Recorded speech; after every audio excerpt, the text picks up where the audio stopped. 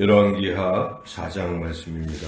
열왕기하 4장은 하나님께서 선지자 엘리사를 통해서 베푸신 여러가지 기적 이야기들을 소개하고 있습니다. 그래서 우리가 이 기적들이 왜 어떻게 해서 일어나게 됐는가 하는 것을 생각해 보며 우리 삶 가운데서도 우리가 할 수 없는 불가능한 그런 상황 속에서도 하나님께서 그 상황을 변화시키시고 또 그런 기적과 같은 일들을 우리에게 또 행하시는 그런 것을 우리가 경험하려면 오늘 이 본문을 통해서 어떻게 그런 기적들이 일어날까를 좀 더 깊이 생각해 봐야 하겠습니다. 이 첫 사건은 선지자의 제자들의 엘리사나 엘리야를 따르던 제자들을 말하겠죠. 그런 사람들 중에 한 사람이 세상을 떠났는데 그 가족이 생계가 너무 막연했다는 것입니다. 그래서 너무 가난해서 빚진 것들도 많고 해서 빚을 갚기 위해서 두 아들을 지금 이제 보내야 하는, 노예로 종으로 보내야 하는 그런 안타까운 상황에 이르렀습니다. 이 상황에 엘리사가 이것을 듣고 이제 그 여러 기름 그릇들을 여러 자기 없으면 주변에 다 좀 빈 그릇 좀 빌려다가 갖다 놔라 해서 갖다 놓고 거기다가 기름을 이제 가득 채웠죠. 이게 이제 기적적인 일이죠. 없었던 기름이 생긴 것입니다. 엘리사가 이렇게 그릇에 붓는 대로 하나님께서 거기에 기름을 채워주신 것입니다. 그래서 그것으로 이 선지자 제자들의 그 죽은 제자의 가족이 이렇게 경제적으로 어려움을 헤치고 생활하게 되었다 하는 첫 번째 사건이지요. 이 사건에서 이 여인이 한 일은 그냥 엘리야에게 부르짖어서 이 상황을 이야기한 것뿐이죠. 1절에 보면 한 여인이 엘리사에게 부르짖어서 딱한 사정. 이 부르짖는 건 참 중요하다는 것이죠. 우리가 이런 상황이 있는데도 하나님께 이 상황을 아뢰지 않고 그냥 가만히 계속 있으면 기적이 일어날 수가 없어요. 그래서 하나님 앞에 하나님은 다 아시지만 이러이러한 어려운 상황이 있습니다 하고 부르짖을 때에 그때부터 이제 기적이 일어난다는 것이죠. 부르짖는 것이 매우 중요하다는 것. 두 번째 사건에는 이제 평소에 이 엘리사를 잘 섬기던 그런 수넴의 한 귀한 여인이 있었습니다. 그래서 엘리사만 오면 처음에 저 하나님의 사람이구나 하고 억지로 보내서 음식도 제공하고 또 자기 집에 그 하나님의 사람이 머물 거처를 마련해서 오고 갈 때마다 거기서 머물 수 있도록 그렇게 배려한 한 수넴 여인이 있었습니다. 그래서 엘리사가 참 감동이 돼서 저 사람에게 뭔가를 좀 해주고 싶은 마음이 자꾸 들었어요. 그래서 그 사원을 통해서 그렇게 물어보니까 그 여인이 별로 구하지를 않습니다. 그냥 저는 괜찮습니다.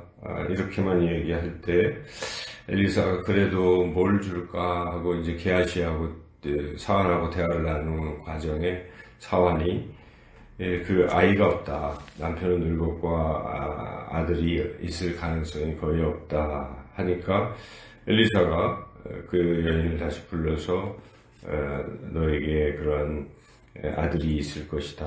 그런 이야기를 했을 때 여인이 처음에는 반신반의하고 잘 안 믿었지만 엘리사가 선언한 대로 다음 해에 그 여인에게 아들이 태어났고 그래서 그 아들을 이제 잘 키워서 이 수넴 여인은 아들을 얻었기 때문에 그 아들 금지옥이업 잘 키웠는데 어느 날 그 아들이 머리가 아프다 하더니 그만 그 품에서 수넴 여인의 어머니 품에서 죽은 것입니다. 그래서 이 뒤에 이제 죽었을 때 이 수넴 여인이 어떤 태도를 취했는가를 우리가 좀 주목해 볼 필요가 있죠.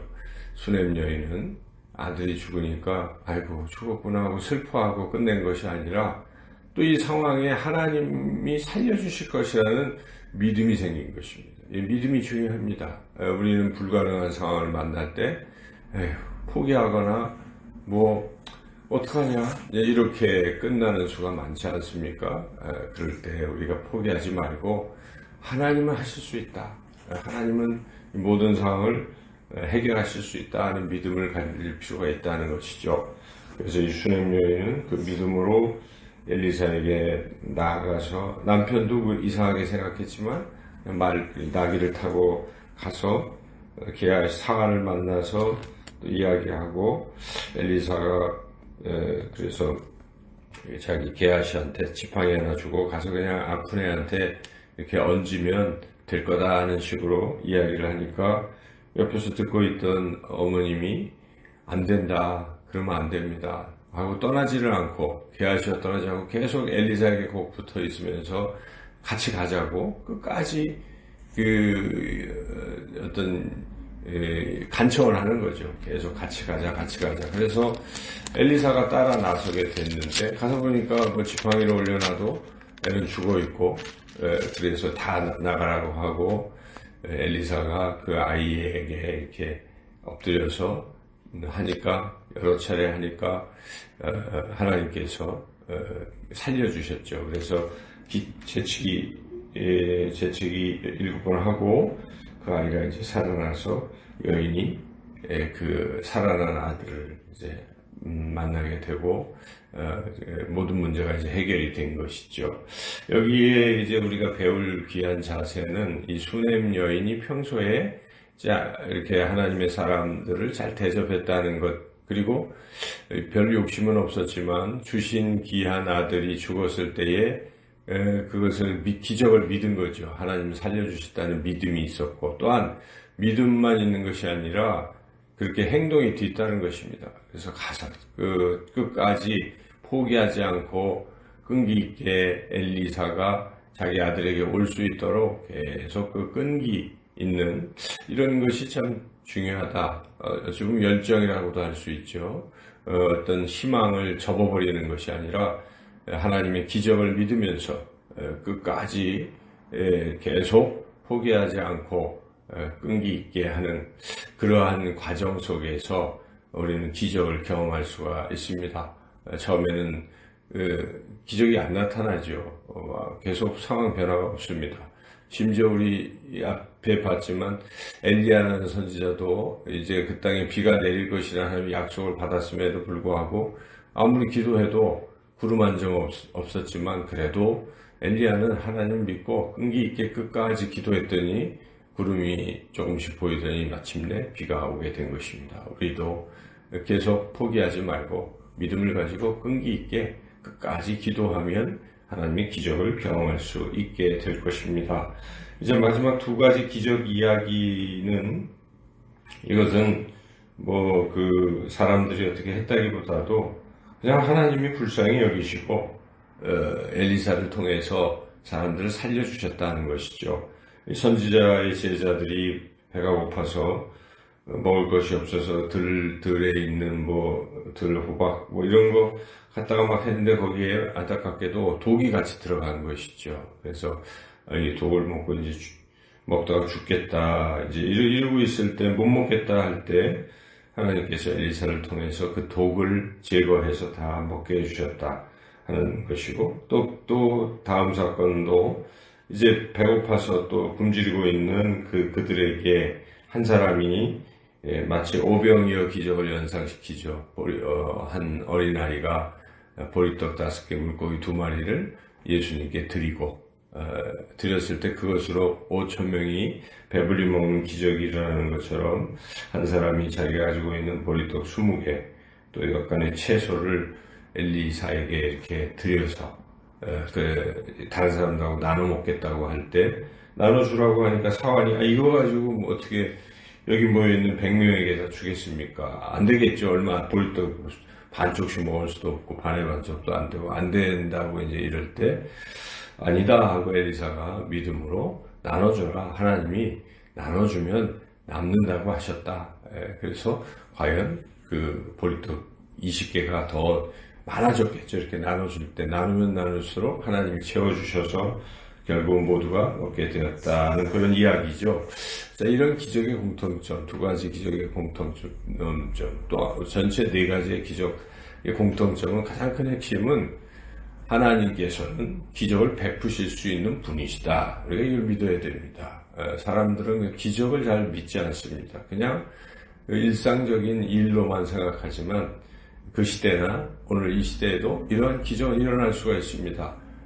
암 선고를 받고 불치병에 걸린 사람들이 기적적으로 살아나서 하나님의 일을 하는 그런 경우도 많지 않습니까? 또 사업이 다 망했는데 기적적으로 사업이 회생하는 경우 등등 불가능한 상황에서 역전되고 바뀌는 이런 기적이 오늘 이 시대에도 반드시 일어난다는 걸 우리 첫째 굳게 믿어야 됩니다. 하나님. 둘째로 하나님은 이렇게 하나님의 사람들을 돌보신다는 점이죠. 그래서 수넴 여인도 돌봐주셨고 여기 선지자의 제자들도 돌봐주셨고 첫 번째 그 죽은 선지자의 가족도 하나님 돌봐주시고 전부 다 하나님 돌보십니다. 하나님의 사람들. 그래서 우리는 기적은 일어나는 걸 믿고 또 하나님의 사람들은 하나님이 돌보신다는 것도 우리가 믿어야 됩니다. 그리고 세 번째, 부르짖고 기도하는 것이 중요하죠. 부르짖어 기도할 때에 믿음으로 기도하고 기적은 일어나는 것을 믿고 그리고 포기하지 말고 끝까지 수넴 여인처럼 그 엘리사를 데려갔던 수넴 여인과 같은 끈기로 끝까지 하나님 앞에 매달려서 기도한다면 오늘 이 시대에도 우리도 어떤 상황에서도 이러한 하나님의 놀라운 기적을 경험하게 될 줄로 믿습니다. 오늘도 그 기적을 바라며 나아가시기를 주님의 이름으로 축원합니다.